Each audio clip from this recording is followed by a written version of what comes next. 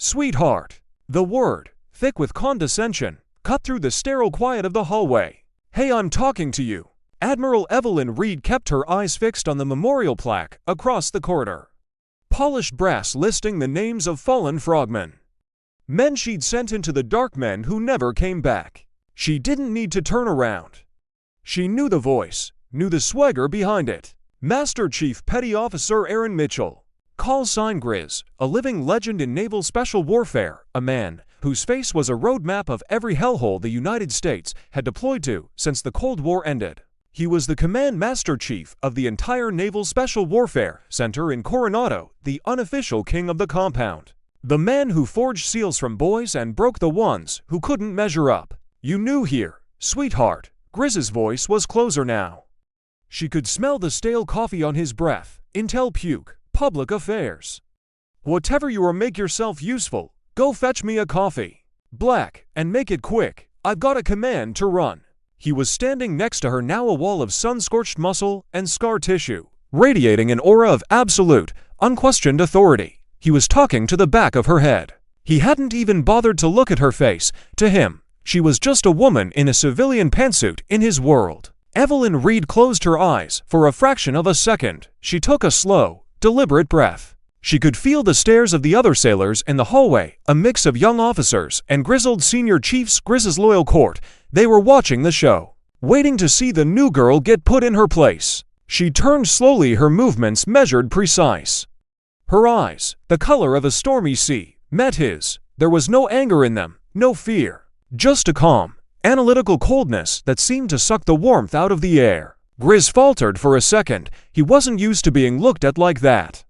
Like he was a specimen under a microscope. He saw a woman, maybe mid-40s, with lines of fatigue and focus etched around her eyes. Hair pulled back in a severe, no-nonsense bun. Nothing special, yet there was something in that gaze that was deeply unsettling. He doubled down, a smirk played on his lips. "What, you deaf?" I said. "Coffee, chop chop?" The silence stretched thick and heavy. Then, from the far end of the hall, hurried footsteps. A young lieutenant, his face pale with panic, rushed towards them, a polished leather binder clutched to his chest. "Admiral Reed, ma'am, I am so sorry. Your transport was delayed." The lieutenant's voice trailed off as he took in the scene. His eyes darted from the woman in the pantsuit to the legendary Master Chief and back again. The color drained from his face. He looked like he'd seen a ghost. Grizz's smirk vanished. His brain struggled to connect the words. Admiral Reed, the new commander of the Naval Special Warfare Center. The two-star admiral from the Pentagon that everyone had been whispering about for weeks. The data-driven, risk-averse ivory tower strategist who was coming to change his teams. He looked at the woman again. Really looked at her. And this time, he saw her. He saw the iron in her spine, the intelligence burning behind her eyes. The quiet, terrifying confidence of a predator. Evelyn Reed's lips curved into the slightest hint of a smile. It didn't reach her eyes. "Master Chief Mitchell," she said. Her voice was quiet, but it carried through the silent hallway like a rifle shot. "I take my coffee with a little bit of cream, and 2 sugars. And from now on you will address me as Admiral or ma'am. Is that understood?" Master Chief Aaron Grizz Mitchell's face, tanned and weathered from 30 years of sun and war, turned a shade of white he hadn't seen since he was a kid drowning in the surf off Imperial Beach. His throat was suddenly dry. The entire hallway held its breath. The king had just been checkmated in his own castle, and the game had barely begun. Grizz's jaw worked, but no sound came out. The foundation of his world had just cracked. He had spent a lifetime earning respect through blood, sweat, and fear. He commanded loyalty through sheer force of will. And in 10 seconds, this woman, this outsider, had taken it all apart with a few quiet words. She held his gaze for another long moment, letting the humiliation sink in. Then she turned to her terrified aide. "Lieutenant, show me to my office. We have work to do." As she walked away, her footsteps echoing in the stunned silence, the sailors in the hallway seemed to shrink back, avoiding Grizz's eyes. He stood there, alone, the smell of her perfume, a faint, clean scent of salt water and steel lingering in the air like the ghost of a threat. He finally found his voice, a low growl directed at no one in particular. "Well, damn. It was the opening salvo in a war that would redefine the future of the SEAL teams, a war between the old way and the new between gut instinct and cold data between the man who was the heart of the teams and the woman who had just become its unyielding brain. The command briefing room at the center was known as the cage. It was a windowless, soundproofed room, dominated by a massive mahogany table and a wall of interactive screens. It was where missions were planned and where careers were made or broken. The air inside always felt heavy, thick with the ghosts of past operations and the weight of future ones. Today, it was suffocating. Admiral Reed sat at the head of the table, a simple black pen in her hand, a single file folder open before her. She hadn't said a word for 10 minutes, just listened as the center's key leaders gave their readiness reports. The operations officer, the training officer, the head of intelligence. One by one, they stood and delivered polished, confident briefings. At the far end of the table, Master Chief Grizz Mitchell sat like a stone statue. His arms were crossed over his barrel chest, his face an unreadable mask. But Evelyn could feel his anger, his resentment radiating across the table like heat off desert asphalt. He hadn't made eye contact with her once. After the last officer finished, a tense silence fell over the cage. Everyone looked at Reed. This was the moment. The new admiral's first official address. They expected a speech about vision, about teamwork, about honoring the past while building the future. Evelyn Reed did not give that speech. She tapped her pen on the folder, a small, sharp sound in the quiet room. "Gentlemen," she began, her voice calm and even. "I want to thank you for those thorough presentations. Now I want to run a scenario by you." She pressed a button, and the wall of screens flickered to life. A satellite image of the Strait of Hormuz appeared, a vital, volatile waterway. "Scenario is this," she said, her tone shifting, becoming sharper, more focused. "A commercial tanker, Liberian-flagged but American-owned, is hijacked by state-sponsored maritime commandos. They are not in uniform. They are armed with military-grade weapons. They are holding 30 civilian crew members hostage. They have wired the ship with explosives and are threatening to sink it, creating an ecological and economic disaster unless their demands are met. The ship is currently drifting towards contested waters. We have a 12-hour window to resolve this. Go." The operations officer, a seasoned SEAL captain named Decker, stood up immediately. He was from Grizz's mold, a door kicker, a man of action. "Ma'am," Decker said confidently, "standard procedure. We spin up to platoons from the forward deployed element in the region. Low light insertion via MH-60s, fast rope onto the deck. Simultaneous assault on the bridge and the engine room. Neutralize the tangos, secure the crew, defuse the explosives. It's a textbook operation. We've run it 1,000 times." Reed listened patiently, her eyes never leaving his. "Textbook," she repeated softly. "And what are the projected casualty rates for that textbook operation, Captain?" Decker hesitated. "There are always risks, ma'am. But my men are the best in the world. We'd expect to get the job done with minimal friendly losses." "Minimal," Reed echoed, the word hanging in the air. She stood up and walked to the main screen, picking up a laser pointer. "Your textbook says to assault the bridge and the engine room. But our intelligence, which you didn't ask for, indicates that this specific group of commandos trains to use the crew as human shields outside of those 2 locations. They herd them into the main galley, so while your men are clearing the bridge, the hostages are being executed one by one." The room went cold. Decker's face flushed. Reed's laser pointer moved across the satellite image. "Your textbook says to fast rope. But meteorological data shows a high-pressure system moving in. In 7 hours, the winds will be over 30 knots with severe sea chop. A fast rope insertion will be dangerously unstable. You're risking a helicopter and an entire platoon before they even touch the deck." She turned to the head of intelligence. "And what about cyber warfare, Commander? Did we attempt to hack the ship's internal comms? Did we use our satellite assets to listen for chatter? Did we check the social media of the crew to see if anyone managed to send a hidden message before their phones were confiscated?" The intelligence officer looked down at his notes. "Ma'am, those protocols aren't standard for a rapid response." "They are now." Reed cut him off, her voice like ice. She turned her gaze, and it finally landed, with crushing weight, on Master Chief Grizz Mitchell. "Master Chief," she said, "you are the man responsible for training these warriors. You forge them, you teach them how to fight and win. Tell me, in your training regimen, how much time do you dedicate to analyzing meteorological data? Or understanding the nuances of cyber intelligence? Or do you just teach them to kick in the door harder? It was a direct, brutal challenge in front of his officers. In front of the men who revered him. Grizz slowly uncrossed his arms, he pushed his chair back, and stood up.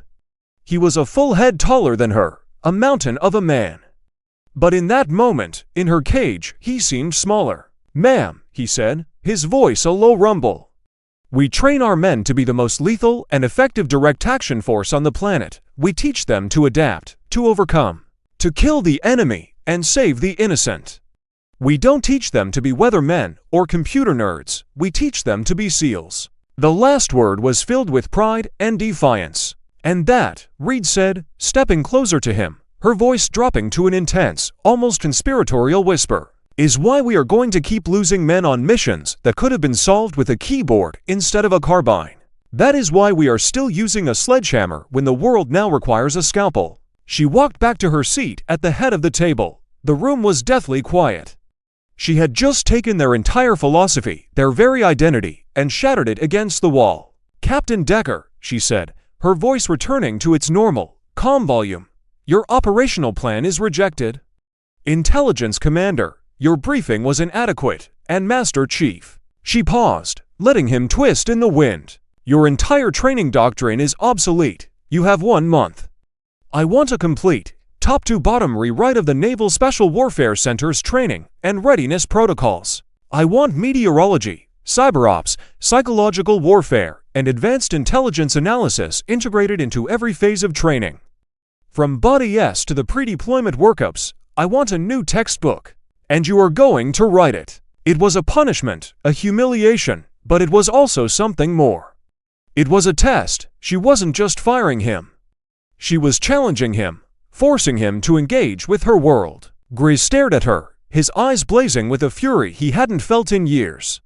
He wanted to tell her to go to hell, to tell her what she could do with her data and her theories, to remind her that he'd been pulling triggers and saving lives while she was probably still in college. But he was a Master Chief of the United States Navy, and she was an Admiral. There was only one possible answer. He clenched his jaw so tight a muscle jumped. Through gritted teeth, he forced out the words, "I ma'am." The words tasted like ash in his mouth. He had just surrendered, and the war had only just begun. The Salty Frog Tavern was a dive bar just outside the gates of Coronado. It smelled of spilled beer, fried food, and regret. It was the unofficial sanctuary for the SEALs, a place where they could be themselves, away from the rigid structure of the command. Tonight, it was a war council. Grizz sat in a dark corner booth, a bottle of beer untouched in front of him. With him were the 2 men who formed his inner circle. Captain Decker, the ops officer, whose face was still red from the public thrashing he'd received in the cage, and Lieutenant Commander Riggs, a hard-charging platoon commander who saw Grizz as a father figure. "She can't be serious," Riggs spat, slamming his own beer bottle down. "Rewrite the entire doctrine, in a month. She wants to turn us into a damn debate club. What's next? Sensitivity training before a raid?" Decker shook his head, staring into his glass. "It's not just that, it's the way she did it. She made us look like fools, incompetent, in our own house." He looked up at Grizz, his eyes searching. "Master Chief, what are we going to do? You can't let her get away with this. The men won't stand for it. She's going to get someone killed." Grizz finally picked up his beer, but he didn't drink it, he just stared at the label. "She has the authority," he said, his voice gravelly. "She's the Admiral. We follow orders." "To hell with that," Riggs shot back. "There are orders, and then there's suicide. This is a battle for the soul of the teams, Master Chief. You've always been our true north, our anchor. If you just roll over, she wins. Everything you built, everything we believe in, it'll be gone." The words hit their mark. Grizz's knuckles whitened around the bottle. He thought of the young men he'd trained. The ones who looked at him with hero worship in their eyes. He was their guardian, the protector of their warrior culture, a culture this woman saw as obsolete. "She doesn't respect the sacrifice," Decker said quietly, but with venom. "She sees us as assets on a spreadsheet, pawns in her strategic game. She's never tasted the grit in her teeth from a rotor wash." Never held a dying brother in her arms. She doesn't know the cost. That was it. That was the core of it. She was an outsider, a theorist. She hadn't earned the right to change them. There are ways, Decker continued, leaning in, his voice dropping. Ways to fight back that don't involve insubordination. We have friends, in the Pentagon, in the media, people who understand what's at stake. If the right story got out a story about how the new commander's radical theories are jeopardizing the readiness of our most elite force, it could put pressure on her, make her back down. Grizz looked up, his eyes dark. It was a dangerous game. A career-ending game if they were caught, but what was his career now anyway? He was being forced to dismantle his own legacy. Meanwhile, across the base, in a brightly lit, sterile office in the intelligence wing, a different kind of meeting was taking place. Admiral Reed stood over the shoulder of a young officer, Lieutenant Anya Sharma. Sharma was brilliant, a rising star in naval intelligence, but she'd been consistently overlooked for key assignments, often sidelined in favor of male officers with less talent, but more swagger. On her screen was a complex web of data points. Encrypted communications, satellite heat signatures, and financial transactions, all linked to a network of smugglers in the Horn of Africa. It's not just weapons, ma'am, Sharma said, her voice alive with the thrill of discovery. They're moving precursor chemicals for nerve agents. The chatter suggests they have a Bira non-state actor.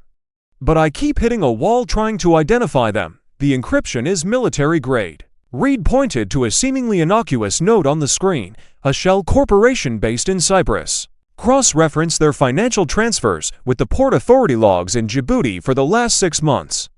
Look for discrepancies in cargo manifests. Someone is faking the paperwork. That's your weak link. Sharma's eyes widened. She hadn't thought of that. In minutes, her fingers were flying across the keyboard. Ma'am, you're right. There's a pattern. A single shipping company, they've been cooking the books on every delivery for the last 4 months. This is it. Reed nodded, a flicker of satisfaction in her eyes. Good work, Lieutenant. You have a talent for seeing the whole board, not just the pieces. I'm putting together a small, dedicated intelligence cell that will report directly to me. Bypassing the traditional chain of command, I want you to lead it. Sharma stared at her, speechless. This was more than a promotion, it was a declaration of trust. The Admiral was building her own team. A team based not on seniority or reputation, but on pure, undeniable talent. Ma'am, I don't know what to say. Don't say anything, Reed replied, turning to leave. Just find me that beer. I want to know who they are, where they are, and what they plan to do with those chemicals. You have my full authority. Use it. As the door closed, Lieutenant Sharma felt a surge of loyalty so fierce it almost took her breath away. This was a commander she would follow into hell. A commander who didn't see her gender or her rank, only her ability. The battle lines were being drawn. In the smoky darkness of the Salty Frog, a conspiracy was brewing, born of tradition and fear of change. And in the bright, clean light of the intelligence center, a new kind of allegiance was being forged, built on merit and a shared vision of the future. The center was splitting in two, and Master Chief Grizz Mitchell and Admiral Evelyn Reed were the opposing poles of a magnet, pushing the community apart, or perhaps preparing to snap it back together with violent, unstoppable force. The article hit the internet like a flashbang in a dark room. It was posted on a popular, slightly sensationalist military blog called The Breach, written by a well-connected journalist who specialized in special operations gossip. The headline was explosive. Is Naval Special Warfare's new Admiral a clear and present danger to the SEAL teams? The article was a masterpiece of innuendo and carefully selected half-truths. It painted Admiral Evelyn Reed as a reckless theorist, an armchair general determined to impose dangerous, untested doctrines on America's most elite warriors. It was filled with quotes from anonymous senior sources within the teams. She's more interested in winning a computer simulation than a real gunfight, one source was quoted as saying. The morale here has fallen off a cliff. The men feel like their decades of combat experience mean nothing to her. Another quote was even more damaging. We're being forced to adopt strategies that prioritize data over instinct. In a hostage situation, a split second of hesitation caused by checking a tablet instead of trusting your gut is the difference between life and death. She is going to get people killed, plain and simple. The article spread like wildfire through the military community. It was forwarded in emails, debated on forums, and discussed in hushed tones in every corridor of the Coronado base. It was a poison dart, aimed directly at the heart of Reed's authority. In the cage, Reed read the article on the main screen, her expression unreadable. Her key staff stood around the table, a mixture of anger and anxiety on their faces. Lieutenant Sharma was vibrating with fury. "Ma'am, this is a calculated smear campaign, a mutiny in the press. We have to issue a rebuttal, find out who this journalist's sources are." "No," Reed said calmly, her eyes still scanning the text. "A rebuttal will only give it more oxygen. It will make us look defensive. It will confirm their narrative that we are weak. So we do nothing?" Captain Decker asked, an odd note in his voice. He seemed genuinely offended by the breach of military discipline, despite his own role in fomenting the discontent. "I didn't say we'll do nothing," Reed replied. She turned away from the screen, her gaze sweeping over her command staff. "Words are cheap. They've thrown words at us. We will answer with action." She took a deep breath. "In 2 weeks, we will conduct a full mission profile validation exercise. The most complex and demanding exercise this center has seen in a decade. We are going to test these dangerous, untested doctrines in the crucible." She looked directly at Decker, and then at Grizz, who stood silently at the back of the room.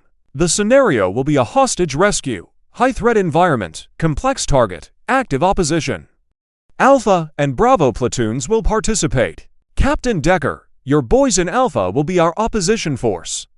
You will have full autonomy to use any tactic, any strategy you see fit to defend the target and defeat the assault force. You will represent the old way, the textbook." Then her eyes locked with Grizz's. "Master Chief, you will not participate.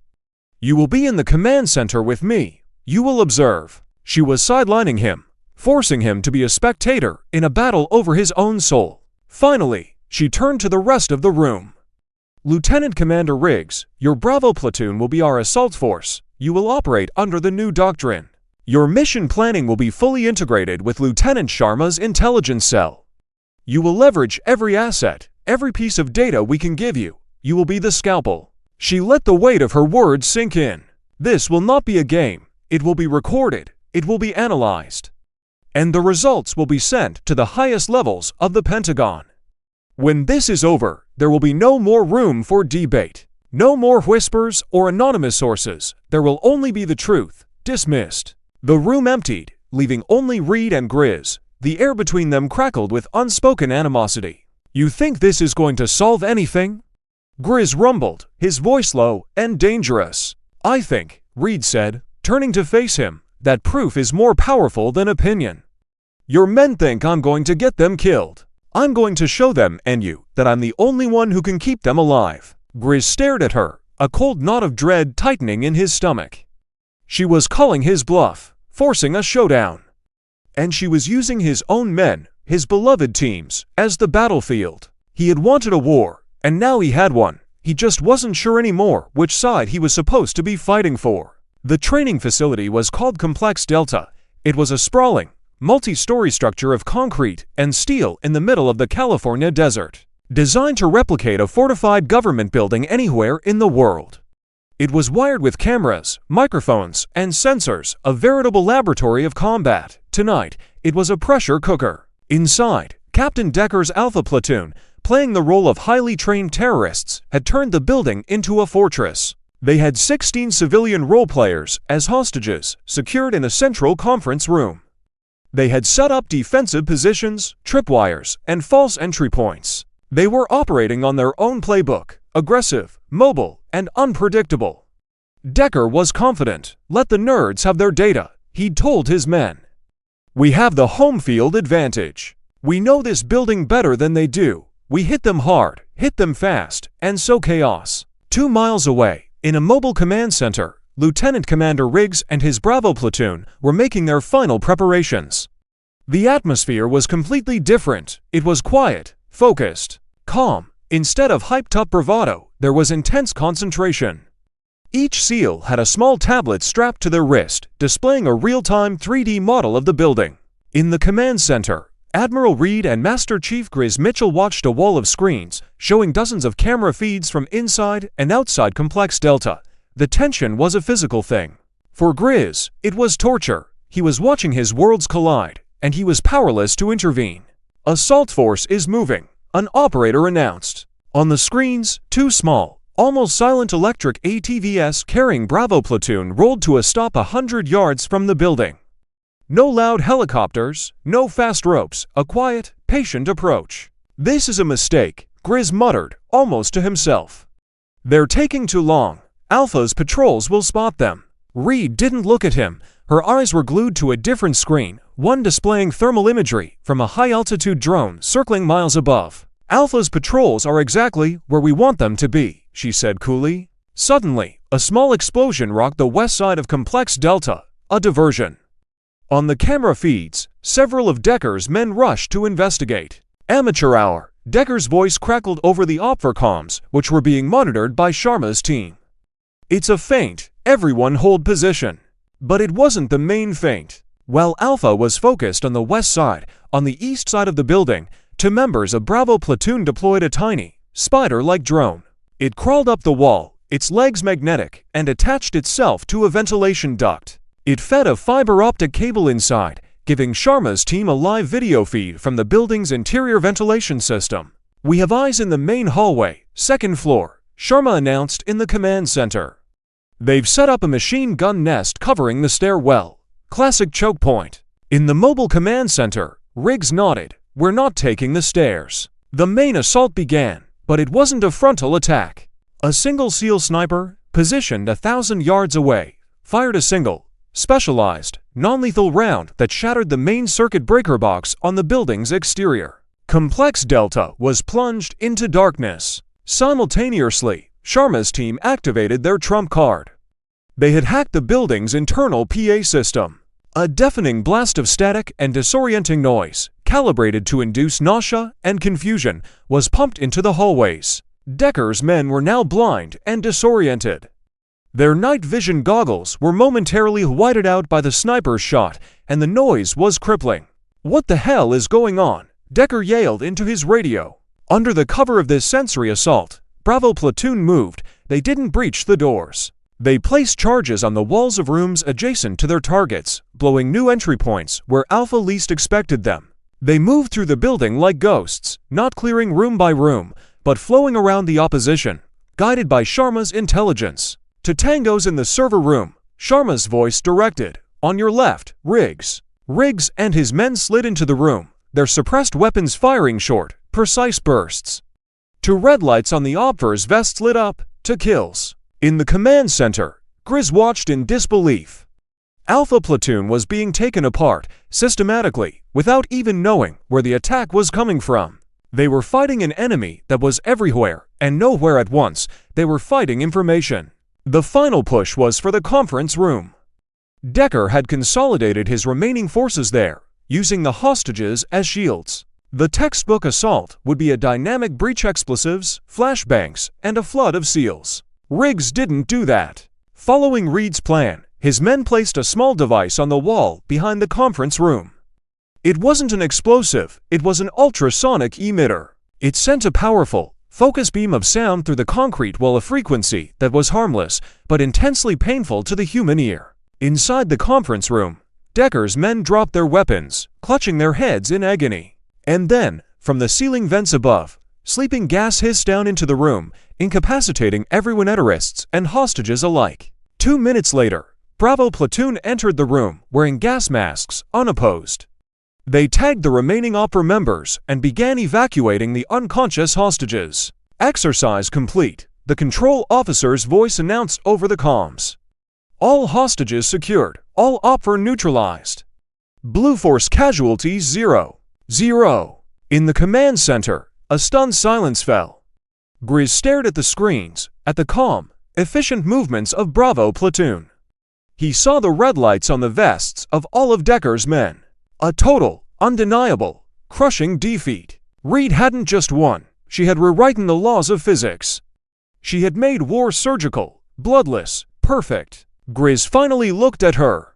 Her face was calm, but he could see the faintest hint of triumph in her eyes. She hadn't gloated. She hadn't said, "I told you so." She had simply proven him wrong, in the most absolute way imaginable. His entire 30-year career, His entire belief system felt like a pile of sand that had just been washed away by the tide. He wasn't obsolete, he was a fossil. And in that moment of profound, soul-crushing defeat, he felt something else, too.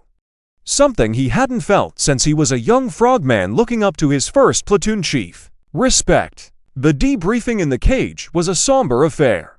The data from the exercise was displayed on the main screen for everyone to see.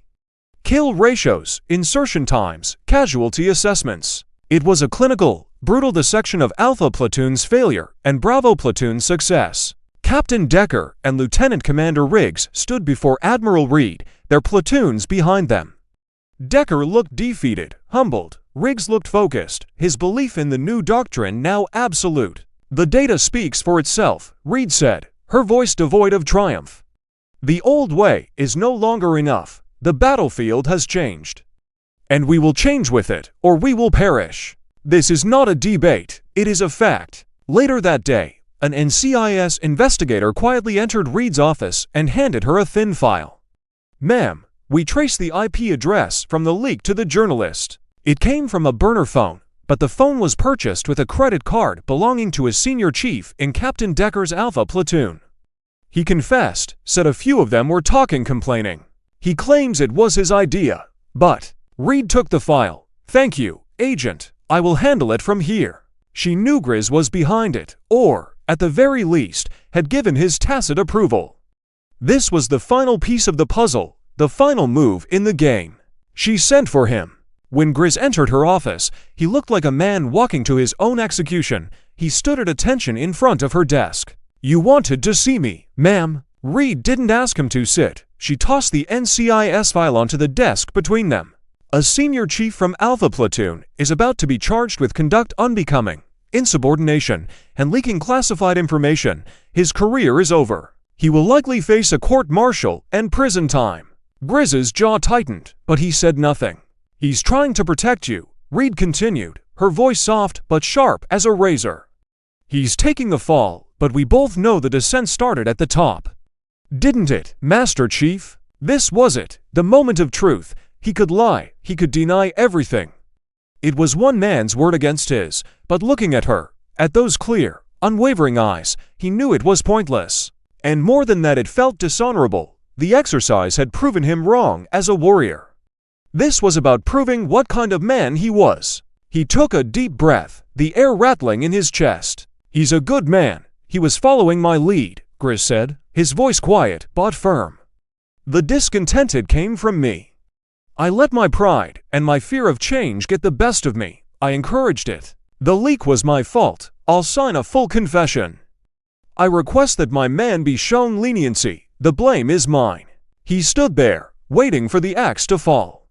He had just handed her his career on a silver platter. 30 years in the Navy, gone in a single admission. Reed stared at him for a long, silent minute. He expected to see satisfaction, anger, a desire for revenge. He saw none of that. He saw calculation. She was weighing options, just like she did in the briefing room.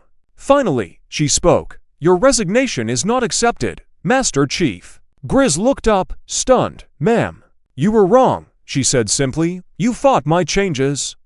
You allowed your pride to undermine this command, and you lost. But when the time came, you chose to protect your men and take responsibility. You showed honor. That is something I can work with." She stood up and walked around the desk, stopping directly in front of him. "I don't want your resignation," she said, her voice intense. "I want your loyalty. I don't want you out of my Navy. I want you by my side. The men of these teams, they don't respect me. They fear me. But they worship you. You are their heart. I am the brain. A brain without a heart is a machine. A heart without a brain is a beast. Together we can make them unbeatable." She held out her hand. "Help me fix this, Master Chief. Help me make them better, stronger, smarter. Help me bring them all home. Work with me." Grizz looked from her outstretched hand to her eyes. This was not the deal he was expecting. It wasn't forgiveness. It was a challenge, a partnership, a chance for redemption. He had spent his whole life being the immovable object. She was the irresistible force, and she was asking him to move with her. Slowly, hesitantly, he raised his own hand. His, rough and calloused from a lifetime of holding weapons. Hers, smooth and steady from a lifetime of holding power. He shook her hand. The grip was firm, solid.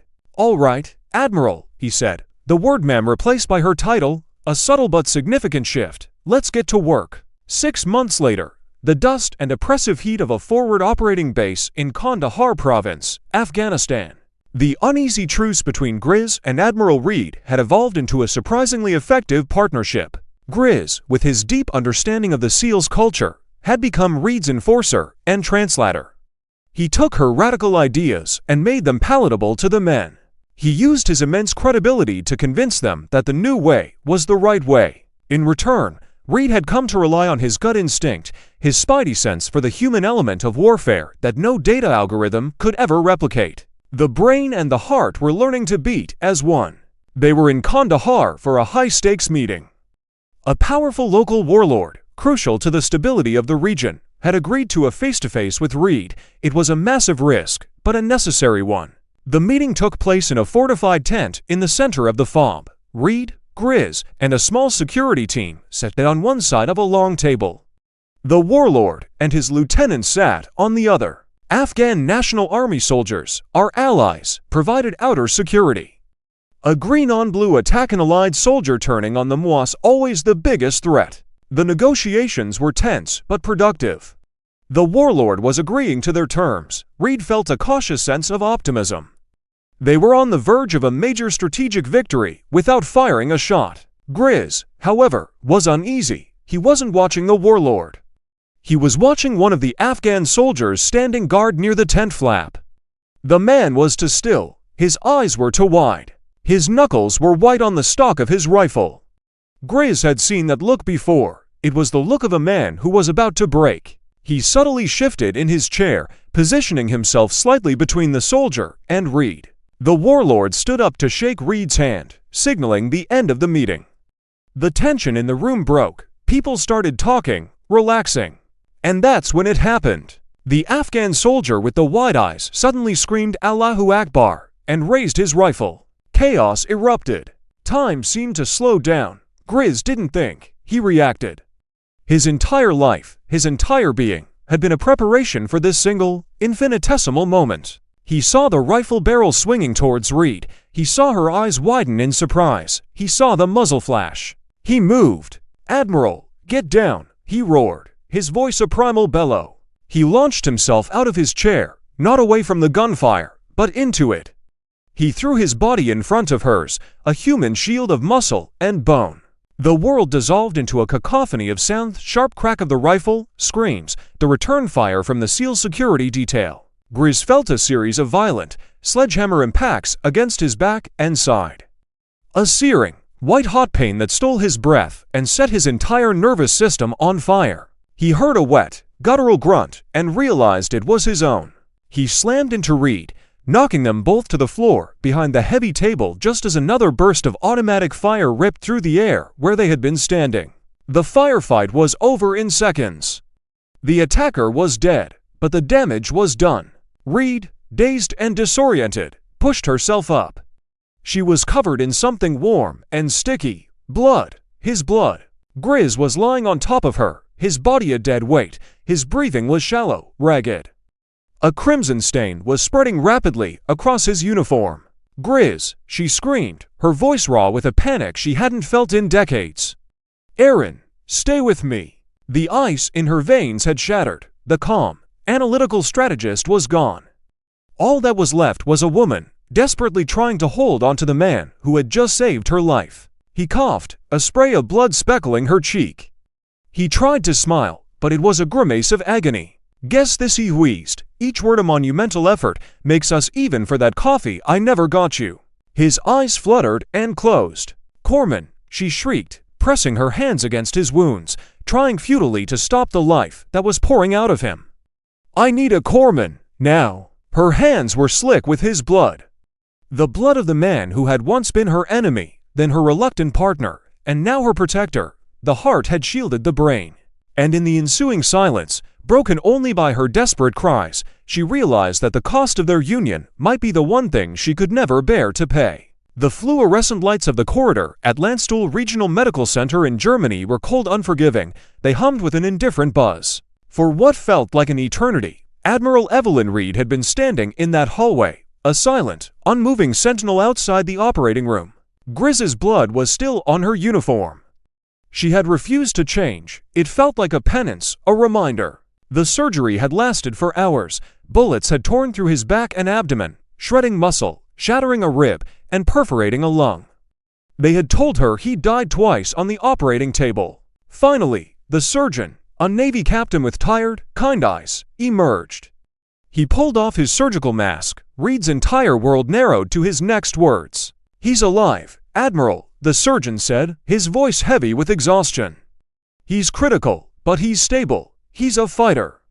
Most men wouldn't have survived the flight here, let alone the surgery. Relief washed over Reed so powerfully her knees buckled. She gripped the wall for support. But the surgeon continued gently. "His operational career is over. The damage is too extensive. He'll walk again, with time. But he'll never wear the gear again. He'll never be a SEAL in the field." Reed nodded slowly, absorbing the words. He was alive. That was all that mattered. Days later, she walked into his room in the ICU. He was awake, surrounded by a web of tubes and beeping machines. He looked smaller, diminished, his weathered face pale against the white pillows. He saw her and managed a weak, crooked smile. "Ma'am," he rasped, "you look like hell." She pulled up a chair and sat by his bed. The easy banter, the professional distance, it was all gone. There was just the raw, undeniable truth of what had happened between them. "Why, Aaron?" she asked, her voice barely a whisper. "Why did you do it?" He looked at the ceiling for a long moment. 30 years, he said, his voice gaining a little strength. "I've spent 30 years preaching about brotherhood, about leaving no man behind, about protecting your own."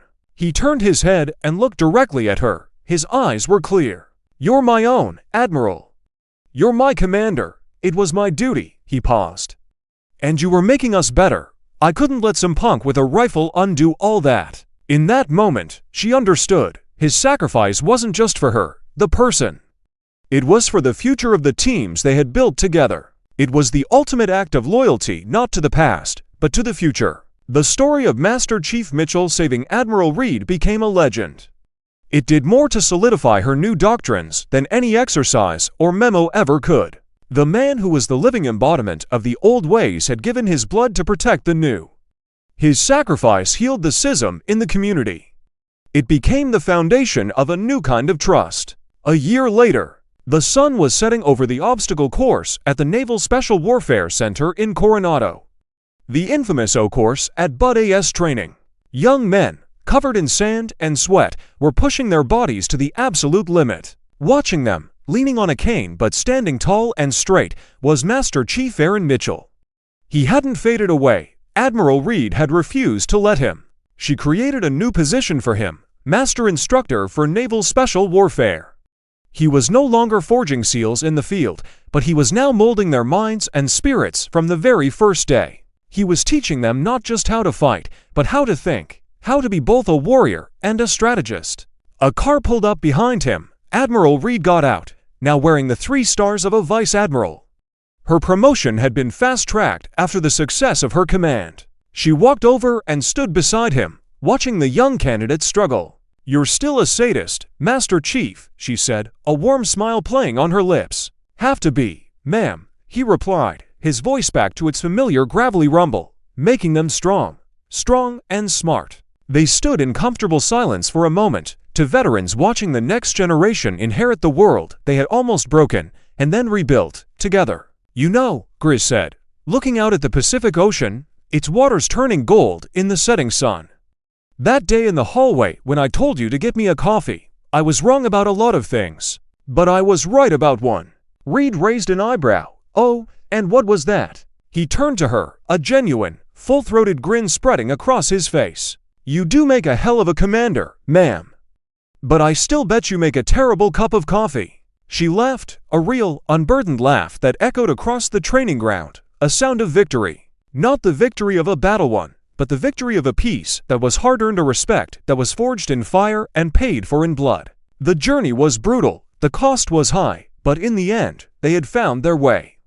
Not as rivals, but as two sides of the same warrior soul.